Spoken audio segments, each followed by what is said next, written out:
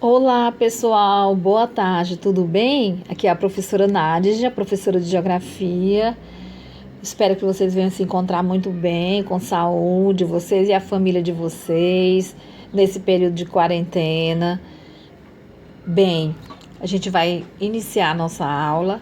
É sobre o Brasil, localização e território. Se você for abrir o seu livro, na página 16, está localizando o Brasil, certo? Bem, localização do Brasil.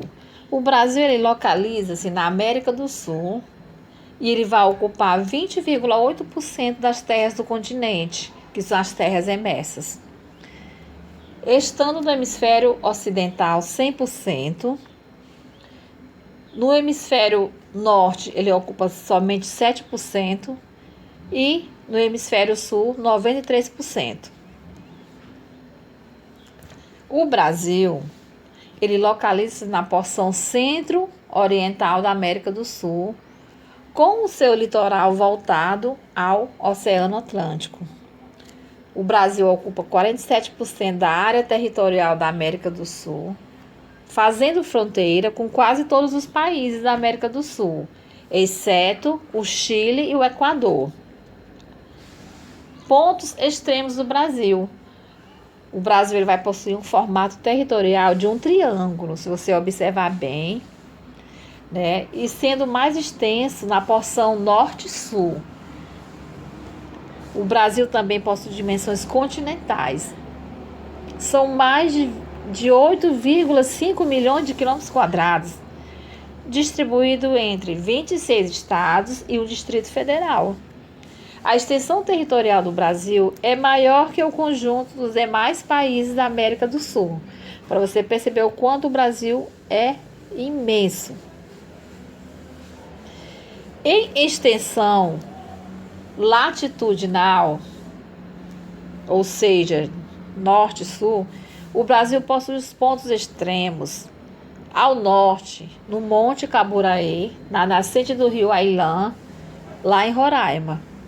E ao sul, ponto extremo do Brasil ao sul é no Arroio do Chuí, lá no Rio Grande do Sul. A distância entre esses dois pontos extremos, de norte a sul, é de 4.394.000 km².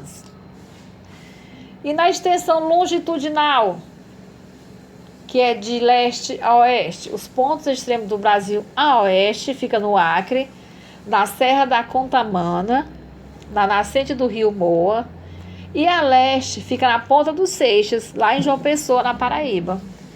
A distância entre os pontos extremos, de leste a oeste, é de 4.319.000 km². Você dá uma olhadinha aí no mapa e perceba essas distâncias, esses pontos extremos do Brasil. Beleza? Bem, agora eu vou falar de fronteiras. Fronteiras do Brasil. O que é fronteira? É uma faixa, ou seja, uma zona do território, geralmente que ela é habitada, que se estende ao longo da linha do limite. Tem uma linha limite, ele vai se estender. Se você olhar aqui no mapinha da fronteira do Brasil, você vai perceber que ele faz fronteira com quase todos os países da América do Sul. Não é isso? Faz fronteira. Exceto o Chile e o Equador, que não vai fazer fronteira com o Brasil. E qual é o mais extenso? A fronteira terrestre ou o litoral brasileiro? Se você olhar o mapa, você vai perceber que a fronteira terrestre é bem mais extensa que o nosso litoral.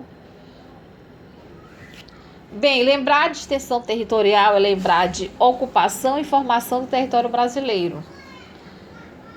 Teve início essa ocupação no século XVI, quando o grupo de portugueses chegaram pela primeira vez em terras que mais tarde se tornariam território brasileiro. Quando aqui eles chegaram, se depararam com a comunidade indígena. Os povos ameríndios, já tinham os povos indígenas aqui no nosso litoral, no nosso país. População indígena atual no Brasil. De acordo com os dados do censo do IBGE de 2010, a população indígena em nosso país é de aproximadamente 897 mil habitantes, certo? Pessoal, porém, ainda segundo o IBGE, no Brasil, cerca de 315 mil viviam fora das terras indígenas como áreas urbanas. Então, tem muitos indígenas ocupando a área urbana. E lembrando também que houve uma redução do número de indígenas. Essa redução deve ser o quê? Grande parte pela mortalidade intensa desses povos, tanto em razão dos confrontos com os colonizadores, quanto das doenças adquiridas dos europeus. Ou seja, muitos indígenas acabaram pegando doenças dos europeus. Os europeus acabaram trazendo doenças para esses povos indígenas, que acabaram também sendo dizimados.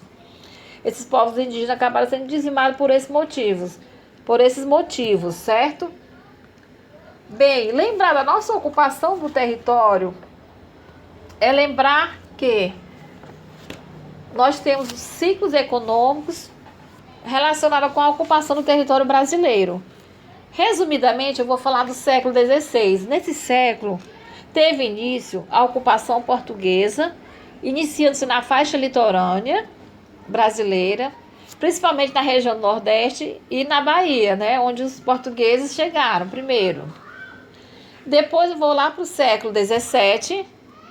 Nessa época aqui, houve a expansão e ocupação do interior da colônia, em decorrência da intensificação da atividade pecuária, ou seja, à medida que a pecuária ia se desenvolvendo, os portugueses, os bandeirantes, eles iam adentrando no nosso Brasil, no interior do Brasil, ele ia adentrando com a economia da pecuária. Século XVIII. No século XVIII, foi o início da atividade mineradora no Brasil. Nesse século aqui,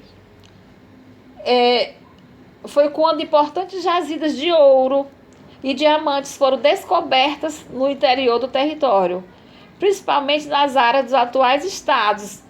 Quais estados? Minas Gerais, Mato Grosso e Goiás, aí onde eles encontraram grandes jazidas de ouro. Certinho? Bem, lembrar desse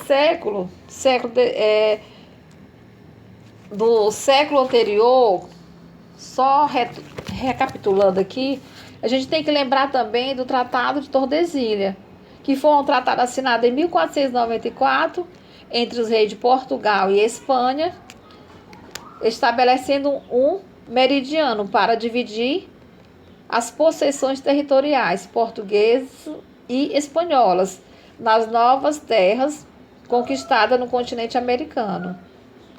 Então esse tratado foi muito importante porque, gente, esse tratado de Tordesilhas deveria passar a 370 léguas das ilhas do Cabo Verde, e as terras descobertas a leste, na linha imaginária, seriam portuguesas, enquanto que as terras localizadas a oeste pertenciam aos povos da Espanha.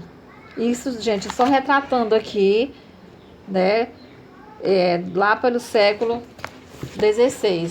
Continuando, já no século XIX, nesse século, o Brasil ele tornou-se o quê? Independente. E, naquela época, o café, né, já passou a ser o quê? O principal produto agrícola brasileiro. Já não há nova economia, um novo ciclo econômico, que é o quê? É o café, certo? Então passou a ser o principal produto agrícola do Brasil. Bem, e de que forma está organizado o espaço geográfico brasileiro? Do século XX até os dias atuais. Bem, lá no século XX, ocorreu o quê? A atividade industrial veio surgir. Essa atividade, ela tornou-se o quê? Bem mais expressiva na economia de nosso país, certo? E, por essa razão, o novo contexto nacional foi um grande contingente de mão de obra que foi atraído do campo para as cidades, em busca de melhores salários, ou seja, ocorreu o que ocorre na geografia, o êxodo rural. O homem sai do campo para ir morar na cidade. Ocorreu também a ampliação de vias de transporte, ampliação das rodovias, ferrovias. Essas ampliações das ferrovias e rodovias propiciou a integração entre várias partes do território brasileiro. E, por fim, a construção de Brasília, na década de 1960, foi um dos grandes fatores mais importantes para a integração entre as regiões brasileiras, região norte, sul, região centro-oeste, nordeste. Bem, pessoal, então por hoje é isso aí. Nossa aula está concluindo, tá? Eu vou deixar uma atividade para vocês em PDF, para vocês responderem em casa, responder no caderno, beleza? Na atividade já vai dizer as páginas, quais são as páginas, para vocês pesquisarem. E qualquer dúvida, turminha, qualquer dúvida mesmo, podem entrar em contato comigo no privado, perguntar, professora, eu não estou entendendo, me explica, que eu estou aqui à disposição de vocês. Um beijo, um abraço para toda a turma do 7º ano. Um beijo.